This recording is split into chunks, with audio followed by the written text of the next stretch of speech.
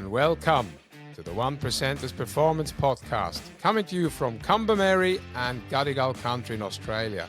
We pay our respects to elders past, present and emerging, and we acknowledge the First Nations people of these lands. This is the podcast exploring how small changes make a big impact. I'm Mario Buchs, and together with my co-host Tim Buxton, we'll discover the unseen edges of peak performance to help athletes, teams and leaders unlock their exponential growth. And now, it's time to dive in and find the 1% that changes everything. Well, after some difficulties just trying to get online, what on earth, mate? Like, tell me about what it was like, what you went through out there in the Blue Mountains, man. I think everything went okay, at the end of the day. I can't be too disappointed, to be honest. It's one of those situations in life, Tim, where it's so easy to feel sorry for yourself, and it's so easy to think you're the biggest disappointment on earth and you're a failure and all this kind of stuff, and thousands of hours of training and getting up at 4 and waking everybody up. And it's, at the end of the day, one of my mates said it, says, mate, at our age, not every race will be a personal best, and yeah, and he was absolutely right. He's a very accomplished and experienced ultra trail runner as well. He's maybe 2 or 3 years younger than me, but he's hit the big 5-0 as well. And age is not the issue, but yeah, sometimes the body just doesn't want to 100% do what you want to do in your head, and I don't blame the terrain. The terrain was horrendous. I don't know, 11,000 stairs. Oh my gosh. We have a communal friend who did it as well, who will never ever do it again. He texts me, he says he's going to go to the Blue Mountains next time for sauna and wine. You know who we're talking about? He had a tough day. I think everybody had a tough day out. And our other communal mate who ran the 50 said as well, it was hard. Look, I think the last 10K having mud didn't help. My problem was I ran out of energy, like big time, kind of 80Ks in. And for me, that's very unusual. That's not something I'm used to. I've had some moments in races where I didn't feel great. But this one, to be honest, was the very first time where I've gone through most of my tools and I thought, for the first time ever, wow, I'm not sure where I'm going to get anything from my toolbox or that's going to help me finish this. I had no energy. I was like totally depleted. I got dizzy and I ate well. So nutrition was good. So it's not a matter of, I didn't eat too much, of course not, but I was on, 60, 70 grams of carbs an hour, I would think. Wow.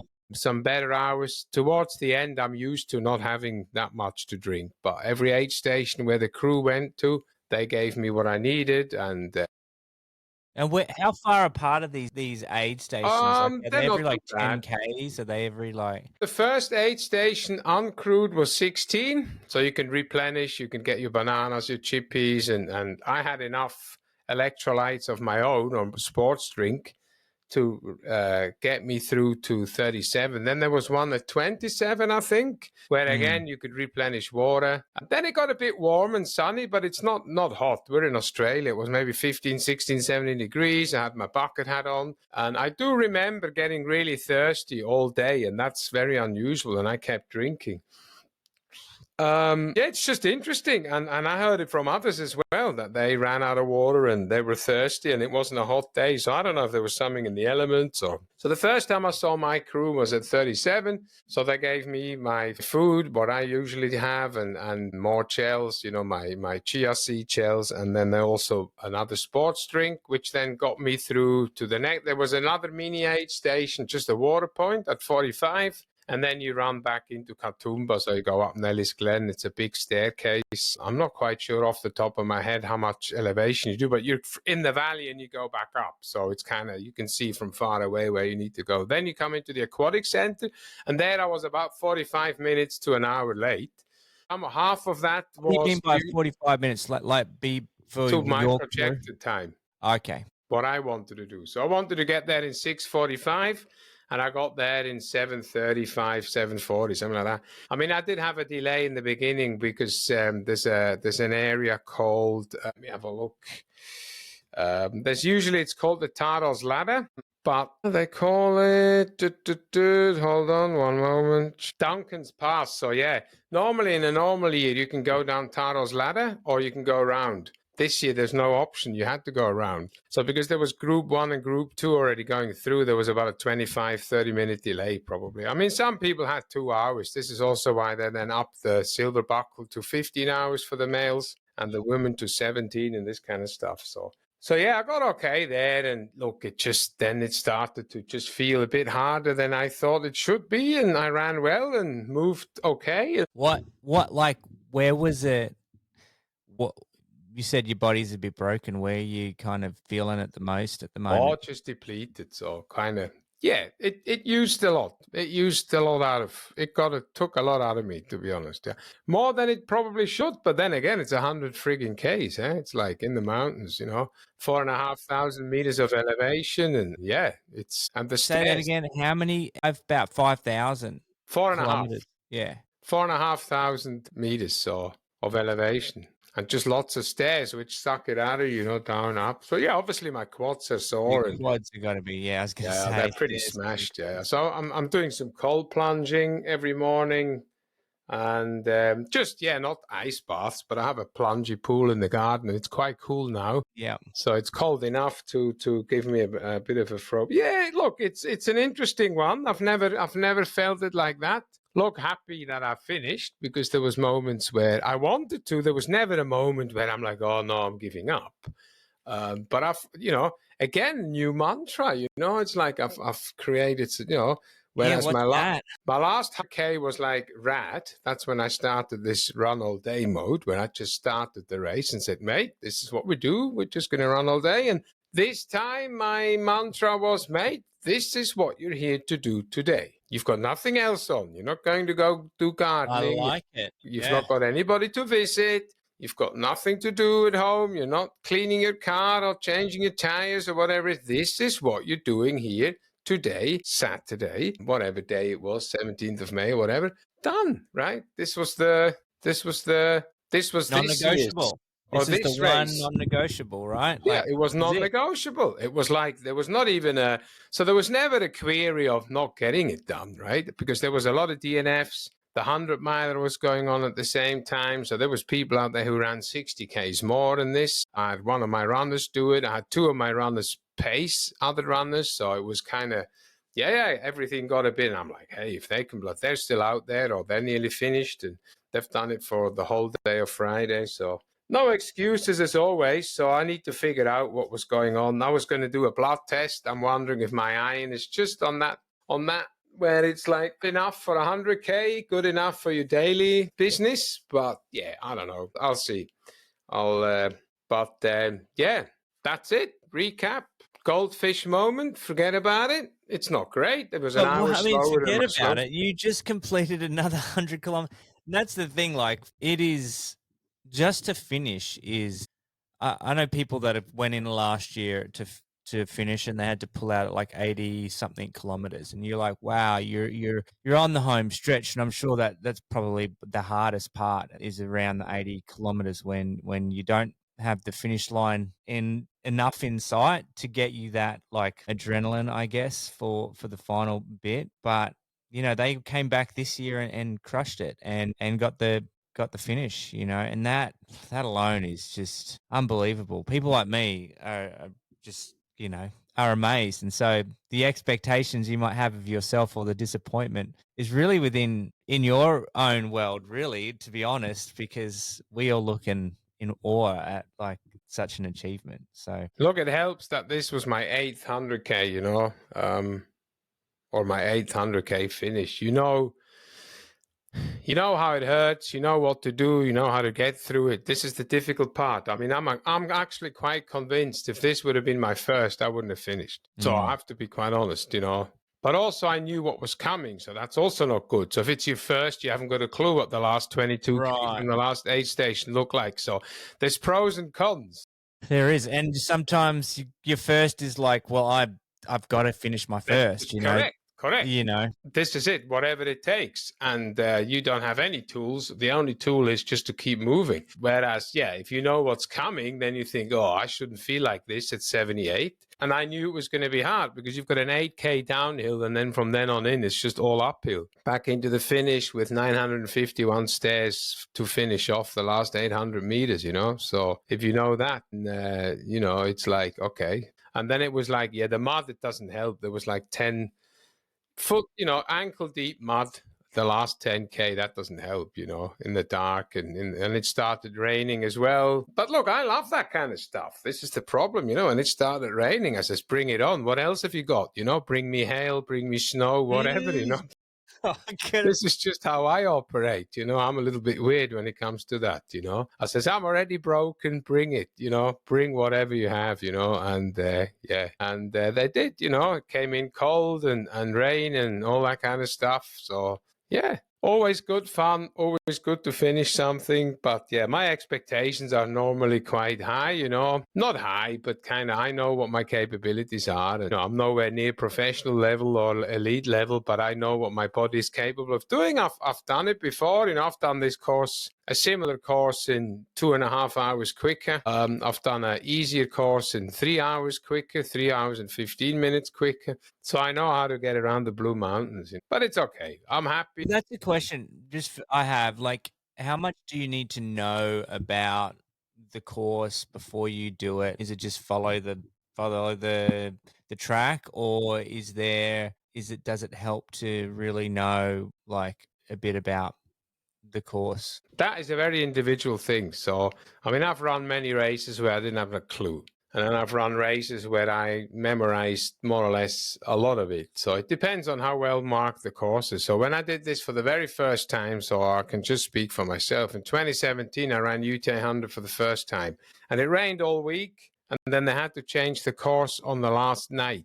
And then it was raining that hard Friday night. They didn't want us to go into the race expo to listen to the director speak. So they were going to do it on Facebook Live. But then the internet broke down. So I didn't have a clue about anything of the course. So I knew 16 kilometers of the course, or actually 8 kilometers of the course, because I ran down Kadamban up a few weeks before. And then I didn't know anything of the course. So I got into the bus the next morning, asked the guy next to me, did you get the race thing, the briefing? He says, yeah. He says, what colors are the ribbons? He says, pink. I said, fine, that's all I need to know. So follow the pink ribbons, and there's arrows going, to the left, and crosses if you go in the wrong way, and that's it. So plus There was an out and back as well. So you knew from the Fairmont Resort down to H, we had to then come back up and go to the finish line like that. So that's 2017.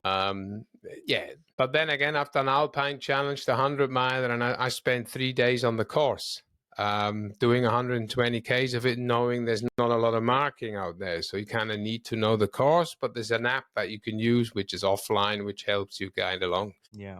Is it a confidence thing? It's a very similar thing to people who run marathons. If they run the first marathon, some of them want to run at 40 Ks in training. Am I for it, against it, depending on who the person is? I know a lot of people who have to run 40 Ks in training to make sure they understand that that's what they want. Can make it. Yeah. But I never ran 40 Ks in training before I ran my first marathon. Yeah, I did that first marathon, churn me through the ringer and spit me back out. Yeah, of course. But that was a different story. That's 14 years ago now. So it's very individual. I don't geek out too much on the course. I know the Blue Mountains very well. I've run it many times in training and stuff. So for me, it's not an issue.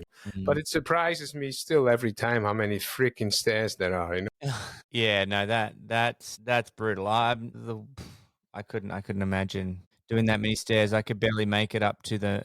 There's this incline in Colorado Springs, kind of famous incline called the Manitou Incline. And very famous. It's very famous. Have you done it? Yeah. I used to do it quite a bit, actually, because it was just 20 minutes up the road from where we lived in Colorado. But every time I'm like, I'm going to try and run it up this time. And, I'd get like a quarter of the way up, and I'd be like walking as fast as I could, but it would get you, man. That thing's The famous. stairs the stairs are tough. I mean, there are none that are that long in one hit. I mean, I think Ferber is quite long. Giant, Golden, we didn't run this year. Giant is quite long. We went down. Ura can take 15 minutes, depending on how fast you go up. So it's like 15, 20 minutes. Obviously, Nelly's is the one that takes the longest, depending on what shape people are, usually 20, 25 minutes. But it gets Yeah. top guys as well. They kind of get dizzy. And because you've got a sudden increase, very massive increase in elevation, although we're not going high up, but some people actually feel it. I know top runners who feel it when they go up too quick. Suddenly they're at the top and they feel a bit nauseous and dizzy. So yeah. Oh, man, that's intense. Ankles, knees, joints, how you didn't injure yourself too bad? No, nothing actually. Just soreness. I'm just kind of. I'm going to go for a 30-minute stationary bike ride after this before I hit my evening meetings. So I'm just gonna. Yeah, just take it easy. I'll go for my first run on Saturday probably, but my recovery has been a little bit different. I've done a DEXA scan on Monday morning to see what the body went through, and it was actually quite interesting to see that obviously I've lost fat and I've lost body weight a little bit, but I actually gained muscle mass, which I didn't understand. So we both don't understand, the guys with the DEXA and me. So I said, guys, this is not right. It's not possible, because all you muscly blokes would then start running. If you gain 1.5 kilos, think about it, right? So you've got all the gym guys running around. So I actually said, hey, I think my theory is that because the muscles have been torn apart and I've got that much inflammation in my body now, that probably the machine doesn't pick that up as inflammation. It picks it up as muscle growth. So they said, okay. So I'm going back tomorrow morning at 7 after 3 days of cold plunging for 5 minutes each and just doing my normal recovery modalities, Yeah. I'm going to do a little bit of stretching tonight, probably in front of the telly, just to see where the things are, where everything is. But in general, I'm okay. Tell me about this scan thing. Like, I'm a bit curious. What is, so this is like Yeah, it's never been done before. So it's an ultra. They've never tested out. There's no science on ultramarathon muscle loss during a race. So I've been picked by where I go to the gym. We had a discussion when I joined, and they asked me if I was willing to be like a crash test dummy, So what we're doing is we had a DEXA scan last Wednesday before I left for the mountains, and then we had one on Monday morning just to see the difference, what happened. So we can compare my DEXA scan. Sorry? Fascinating. Yeah, so look, they're good guys, they're young guys, but they're very geeky, very, very knowledgeable, very nerdy. They will really want to know, and they're into the science and stuff. So, but this has never been properly done. Obviously, one person is definitely not enough. You would need thousands of people to do this, but that's not always easy. So they're just using me, and we're going to do the same again when I do the 100-miler in July, because that one will smash me even more, right? So I'm going to go back tomorrow just to see if there's a difference now with this muscle growth, because I don't believe that running 100K gives you muscle growth over a certain amount of hours, so. Wow. Well, I mean, who knows? Like you said, your theory on inflammation sounds good, but maybe there's a new way. You will see a lot of bodybuilders on the ultra trails. I tell you, sadly they'll be closing gyms because nobody's bloody in the gym anymore. Muscle growth is happening on the trail, mate. Speaking of which, I'll be hitting up, the gym. Part of the gym routine in my prep is interesting to see how I obviously getting the running kilometers in and the different types of running there, but then mixing it up with some strength training, and even just with the CrossFit gym, you go to places of like, I can't do this. I'm not going to be able to finish in just a short, compact 30, 45-minute session, right? You've got as many reps as possible, boom, boom, boom. And suddenly you're like, I can't do one more rep. And it's like, nah, you just non-negotiable, just keep going. And those places, those places you go to, and you've got, you've built up the memory bank, become so critical. Like you just showed on that run, is like, hey, you created a new mantra. This is all you've got to do today. This is it. One Block job. everything out. One job. It's I like interesting because I've never been good in creating things beforehand. I mean, I have a lot of whys, but usually during the run, I come up with all this stuff because Gary, my coach, actually asked me to dot a few things down, and I couldn't. It's just, I'm just a little bit different. I don't need a list, or it's a good idea. I love the idea, but I just couldn't come up with something that had any relevance to what I was going to do. So I like to adapt along the way, which is something I've learned from my master ultra running friend Kai Bretz. It's like, Mm. yeah, it's just you have to adapt, be in the moment, and kind of. But over time, you have the tools, and then you just, which tool do I use? And then Wow. you use one of them, and yeah, yeah. But you're right, this one rep thing as well. There's all these jokes and cartoons and memes about the personal trainer shouting at the athlete, "You can do Yeah. one more rep." Of course you can, unless you do your 1 RM. And I mean, I feel the same Yeah. sometimes in the gym. I'm like, sometimes 8 reps or whatever it is. I'm glad it's number 8. And I'm not lifting that heavy just yet, because we needed to figure out what my bones are actually doing. And this is another part Yeah. of the DEXA scan, because I needed to know, do my bones respond positively or negatively to weightlifting? In theory and in science, yeah, we know all this, right? That it does normally respond positively, but not everybody is the same. But in my case, we've been really lucky. It's responding really well. So my bone density has gone up quite substantially since 6 months. So it's been good, or 4 months, or whatever it's been. Yeah. So now we know we can hit the heavy stuff, which is good. So we don't want another broken butt. No, no, not at all. Wow. Wow. The first thoughts after your epic Blue Mountains it's the UTA, is it? Yeah, they call it UTMB? Ultra Trail Australia. Yeah, part of Yeah. the UTMB circuit now, and it's a major as well. So you get double stones your entry into UTMB events and stuff. So it's a Yeah, big event. It's a big event. 7,500 runners all up, I think. and people don't realize it's special just to be able to get a ticket Yeah. to be in it. It's not. Speaking of which, there's 5 lucky people Yes. that can get a special ticket to join us in Correct. Iraq.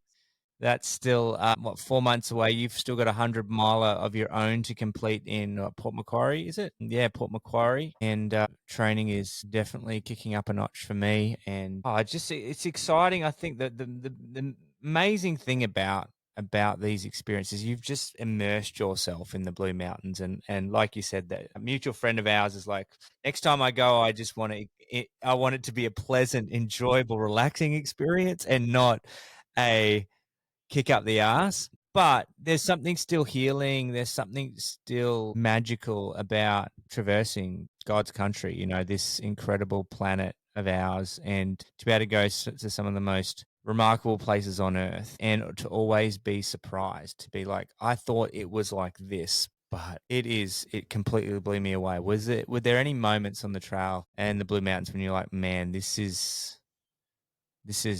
all day. The weather was perfect. mm, All day we were above the clouds. There was a fog cloud at the bottom, going along Narrow Neck, because we were stuck waiting for, like I said, 20, 25 minutes or 30 minutes or whatever. I took a couple of pictures. Yeah, it's just amazing. No, the day was amazing. Weather-wise, it was perfect. It was absolutely perfect. The only reason it was muddy in the end is because a lot of runners have already gone through. You had the 50K, the 22K, some of the events, depending on, how far into just Lura. turns it up. Yeah, and then some of the milers, and then the front runners of the 100. So you've had a few thousand runners go through there. But weather-wise, it was awesome. Also for the crew, they loved it. It wasn't too cold. Sometimes it gets cold up there, and then it's just the standing around. All the heaters are kind of taken by people, and some of the bottles run out, and it can be a little bit of a waiting game. But if it's not too cold, it's not too bad. People can kind of occupy themselves with things. But yeah, no, it is a beautiful place. I think everybody, I mean, we're not alpinists here in the Blue Mountains, we're nowhere near the Alpine, but the mountains or nature as itself, you can do the same thing every single day. You will see something else that is beautiful that you have not noticed in the 10 years you've been doing it. Let's say I'm just clutching it. I mean, why do people in Europe climb the same mountains or hike the same paths?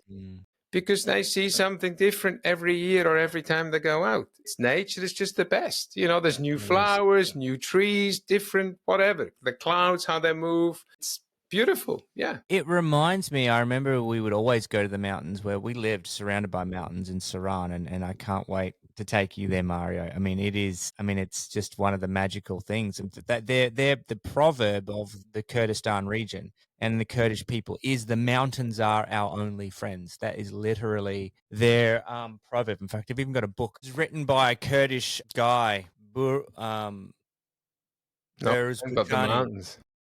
And it's No Friend But the Mountains. And this is written by an asylum seeker who sought refuge that was held up on Manus Island, being detained, imprisoned on Manus Island, you know, a horrific, I guess, blight on Australia's human rights record. And he writes this book via WhatsApp No way. to I think a journalist friend in Australia, just sending messages, and he writes this incredible book. And he's an incredible artist as well. And I say all that to say, like, these mountains are like you talk about the Europeans and their love for the mountains. They are just God's gift. And we would always go picnicking. There's one time we went to this one kind of area within the mountain ranges along the Iranian border, and these beautiful red flowers that only appeared like here in this region. Suddenly, we were looking at them thinking, wow, these are just phenomenal. I wish I could remember what their names were, and you can see the ice sheets on and the snow on the mountains just ahead of us. But you know, that's just a glimpse into the part of the world that we'll be traversing in just a few months. And I think, you know, what an opportunity, right, to be able to run these different parts of the world and to experience Can't wait. I can tell you that nature now. I like can't this. wait. It's such a special opportunity, you know, and talking to people about it. And obviously we'll be talking more about it later on. But I think, it's just, it's, you can't describe it. It's one of those things you just have to, you know. You have to do it, right? You just have put to the like, say, shoes you know on. what? Yeah. Screw it. I'm going to do Lace it. up, do it, done. Why not? Well, thanks for giving us the recap of your time. I've so enjoyed following you along, and it was like it came and went just like that. And so insightful for those listening, I'm sure. Cool. Thanks for tuning in to the One Percenters podcast. That's a wrap for another episode. And we're proud to be recording from Australia on Kombumerri and Gadigal country. And we honour the traditions and knowledge of the First Nations people and pay our respects to elders, past and present. If you enjoyed today's episode, don't forget to subscribe and leave us a review. We want to hear from you, the questions or topics you would like us to cover. And you can easily do that in the Spotify app. And for those of you that are ready to discover your peak performance edge today, just head on over to our website. That is top.coach. That's TOPP.coach. And start unlocking your unlimited potential with us today. We would love to work with you. And that's it for now. Until next time. What are you waiting for?